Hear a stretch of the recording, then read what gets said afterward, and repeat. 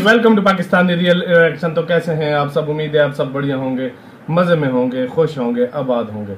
हमारी दुआ यही है आप हमेशा हंसते रहें, मुस्कुराते रहें, खुद भी खुश रहें, दूसरों को भी खुश रखें। चैनल पर न्यू है, चैनल को सब्सक्राइब कर दें, बेल आइकन को प्रेस कर दें ताकि आपको आने वाली हर न्यू वीडियो को नोटिफिकेशन मिल सके। मेरा नाम है मुदस्सिर, मैं हूं मुबश्शिर। सो गाइस, जैसा कि आपको पता है, इसरो एक वर्ल्ड लेवल टॉप क्लास किस्म की ऑर्गेनाइजेशन है, स्पेस एंड रिसर्च ऑर्गेनाइजेशन है, जो कई मामलों में नासा को भी पीछे छोड़ जाती है। जैसे इसरो के आप मिशन देख लो, सस्ते भी होते हैं और सक्सेसफुल भी रहते हैं। और फर्स्ट ट्राई में मार्स का मिशन हो गया, मून पर इसरो ने पानी तलाश कर लिया, क्या कुछ मतलब नहीं हुआ।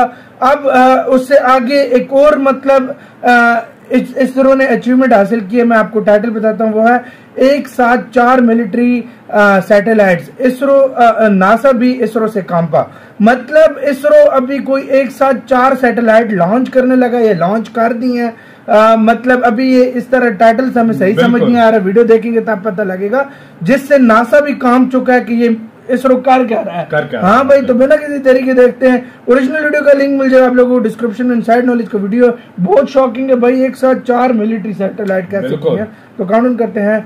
दोस्तों, भारत अपनी रक्षा क्षमता को आगे बढ़ाने के लिए आए दिन नए नए प्रयास कर रहा है। कभी फिलीपींस से मिसाइलों का सौदा कर रहा है, तो कभी इजराइल के साथ गवर्नमेंट टू गवर्नमेंट समझौते के जरिए अपने देश में मिसाइलों और हथियारों की बढ़ोतरी कर रहा है। इतना ही नहीं, रूस के साथ साझेदारी के जरिए भारत ब्रह्मोस 2 मिसाइल के ऊपर भी काम कर रहा है। साथ ही 4 नए सैटेलाइट को एक साथ लॉन्च करके अपने डिफेंस सिस्टम को और भी ज्यादा मजबूत कर रहा है। जी हाँ दोस्तों, दरअसल भारत एक साथ अपनी 4 सैटेलाइट को लॉन्च कर रहा है, जो कि किसी भी दुश्मन देश के लिए खतरे की घंटी से कम नहीं है। जैसा कि हम सभी जानते हैं कि किसी भी प्रकार के एयर स्ट्राइक और सर्जिकल स्ट्राइक को अंजाम देने के लिए सेना के पास मिलिट्री सैटेलाइट्स का होना बेहद ही जरूरी है, क्योंकि दुश्मन देशों के सैन्य ठिकानों की खुफिया जानकारी इन सैटेलाइट के द्वारा सेना को प्राप्त होती है। आइए अब आपको बताते हैं कि इन मिलिट्री सैटेलाइट्स की खास बात क्या है और ये दुश्मन के विनाश के लिए क्यों खतरनाक मोहरा माने जाते हैं। आपको बता दें कि रक्षा मंत्रालय ने 4 मिलिट्री सैटेलाइट समेत 8,357 करोड़ रुपए की खरीदारी को हरी झंडी काफी पहले ही दे दी थी। इन सैटेलाइट की लिस्ट में GSAT-7B और GSAT-7R शामिल हैं। GSAT कई बैंड्स पर काम करते हैं। इनकी कुछ बैंड्स का उपयोग सेना द्वारा किया जाता है। भारतीय अंतरिक्ष अनुसंधान संगठन यानी इसरो द्वारा बनाए गए इन उपग्रहों को संचार उपग्रह की लिस्ट में ही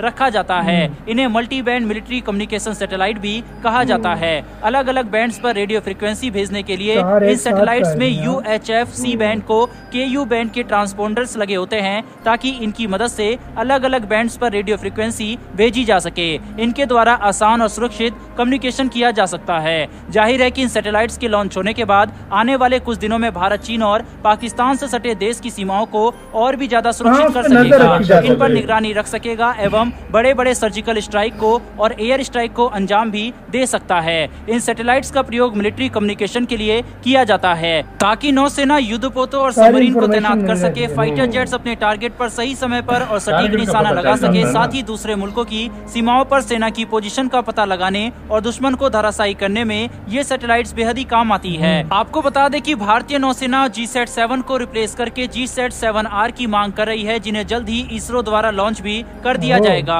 हालांकि रक्षा मंत्रालय से लेकर सरकारी संस्थाएं मिलिट्री सैटेलाइट को लेकर किसी भी प्रकार की कोई जानकारी देने से इनकार करती है, लेकिन कुछ रिपोर्ट्स के मुताबिक अंदाजा लगाया जा रहा है कि इस वक्त अंतरिक्ष में लगभग 10 GSAT सैटेलाइट्स मौजूद हैं, जिनमें 168 ट्रांसपोंडर्स लगे हैं जो संचार के लिए तरंगे फेंकने वाले यंत्र का काम करते हैं। इसके साथ ही इनमें 95 ट्रांसपोंडर्स को ब्रॉडकास्टर्स के लिए लगाया गया है। ये ट्रांसपोंडर्स C, एक्सटेंडेड C और KU बैंड्स के तहत टेलीकम्युनिकेशन, टेलीविजन ब्रॉडकास्टिंग, मौसम का पूर्वानुमान तो करते ही हैं, साथ ही आपदा की सूचना, खोज एवं राहत कार्य में मदद का काम भी इनके द्वारा किया जाता है। आपको बता दें कि भारत की सैटेलाइट की ताकत को बढ़ाने के लिए बहुत जल्दी GSAT-7B और GSAT-7C को सैटेलाइट की श्रेणी में शामिल होने की बात भी सामने आ रही है। वहीं पर इनकी launching GSLV Mark II rocket से किए जाने की संभावना बताई जा रही है। अनुमान है कि इन सैटेलाइट्स को 2022 और 2023 के बीच में लॉन्च कर दिया जाएगा। जैसा कि हम सब जानते हैं कि भारत के पड़ोसी देश चाइना और पाकिस्तान लगातार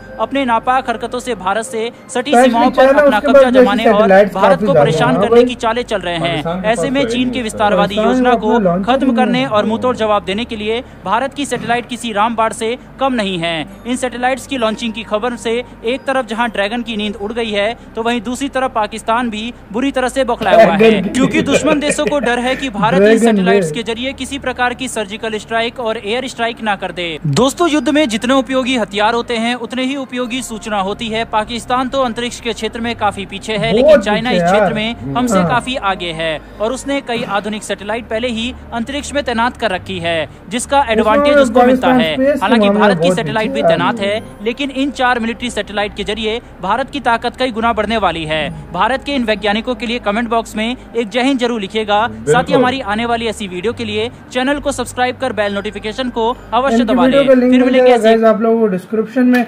नासा भी कहता होगा मेरा बाप निकल के एशिया से आ गया। हाँ भाई, मतलब नासा आज तक जिसको माना जाता था कि मतलब उसको कोई सरपास कर ही नहीं सकता, इधर आके भाई मतलब इसरो मतलब ऐसे ऐसे प्रोजेक्ट्स कर रहा है कि सीरियसली नासा की भी हिलिच पड़ी हो यार भाई। नासा और कितने प्रोजेक्ट्स नासा इसरो के साथ मिलकर अंजाम दे रहा है, इसमें कोई शक नहीं है यार। नासा ने बहुत अच्छे अच्छे प्रोजेक्ट भी किए हैं, लेकिन अभी इस टाइम सक्सेस रेट इसरो जो है ना, इसरो जिस तरीके से काम कर रहा है ना, तो वो अगले फ्यूचर के लिए और भी उसने जो है काफी सारे प्रोजेक्ट सोचे हुए हैं, तो इसलिए वो सारा कुछ इनके साथ मिलकर करने की कोशिश कर रहा है। नासा भी, उनको पता है कि यार इसरो इस टाइम बहुत आगे निकल चुका है और आने वाला वक्त टाइम लगेगा, इसमें कोई शक नहीं है, लेकिन जब एक टाइम ऐसा आएगा कि नासा के साथ बिल्कुल टक्कर देगा और सरपास भी करेगा। और भाई दूसरी बात मैं आपको एक बताना चाहता हूँ, इसरो हमेशा कुछ ऐसे रिकॉर्ड्स बनाते हैं जो मतलब दुनिया को हैरान कर सकता। फॉर एग्जाम्पल देखो, पहली ट्राई में मार्स, मून पर पानी ढूंढना, अच्छा उसके बाद मतलब एक साथ 104 के 5 सैटेलाइट लॉन्च करना, अब 4 एक साथ मिलिट्री कर रहा है, तो मतलब सारी दुनिया की नजर ऐसे इसरो के रह जाती है। कितनी बार एलॉन मस्क ने जो मतलब तारीफ बहुत कम करता है, उसने भी इंडिया की इसरो की तारीफ की है वाकई, तो मतलब आप खुद सोच लो, बाकायदा ट्वीट की थी उसके लिए कि इसरो जो है ना मतलब ये बिल्कुल, और इंडिया का झंडा बना के साथ रॉकेट भी मतलब बनाया था इंडिया ने, कोई उस मिशन किया था या कोई रॉकेट लॉन्च किया था तो उसके ऊपर उसने बहुत प्रशंसा की थी। तो आप उस लिहाज से देखो, इसीलिए तो टॉप 4 में आती है इसरो, कम में भी नहीं आती टॉप 4 में। बिल्कुल।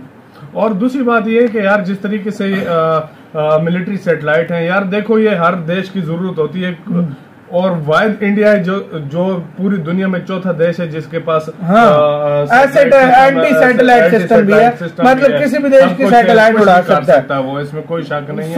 और ये सुपर पावर्स में शुमार होता है, बिल्कुल स्पेस पावर में मतलब बाकी शामिल होता है। और दूसरी बात, पाकिस्तान यार इस मामले में बहुत पीछे है। हम कहते हैं हमारा भी कंट्री इस मामले में आगे जाए, क्योंकि स्पेस बहुत इंपॉर्टेंट चीज है जो आजकल हमारा कंट्री उसको छेड़ ही नहीं रहा।